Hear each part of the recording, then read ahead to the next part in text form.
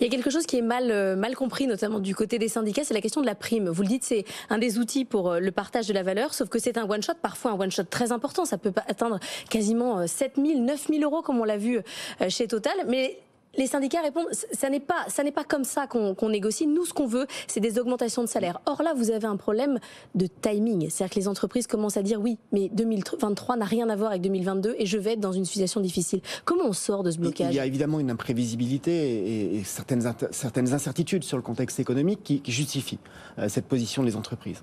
Moi, ce que nous constatons, c'est qu'au cours de l'année 2022, les négociations salariales sont plutôt très dynamiques. Elles sont poussées par le fait que nous avons un SMIC. Nous sommes le seul pays européen à être dans cette situation. D'avoir un SMIC qui est revalorisé automatiquement en fonction du niveau de l'inflation pour le premier quintile de revenus. Et donc cela a amené sur les 12 derniers mois une revalorisation de 8% du SMIC. Cela a pour conséquence d'obliger les branches professionnelles à ouvrir des négociations sur les niveaux conventionnels de rémunération dans quasiment toutes les branches, un peu plus de 155 branches sur les 170 que nous observons habituellement. Mais tout le monde répond, ça ne suffit pas. Nous avons aussi ces outils de partage de valeur et de primes.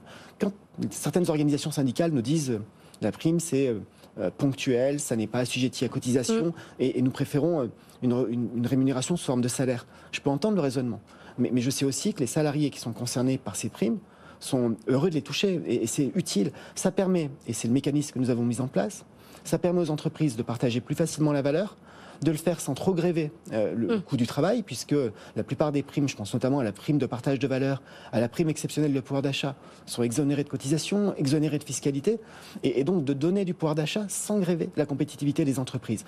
Après, nous l'avons dit, je l'ai dit comme ministre du Travail, Bruno Le Maire l'a dit comme ministre de l'Économie, partout où les entreprises le peuvent, et partout des négociations s'ouvrent. Nous sommes dans une période où nous approchons des négociations annuelles en matière de rémunération.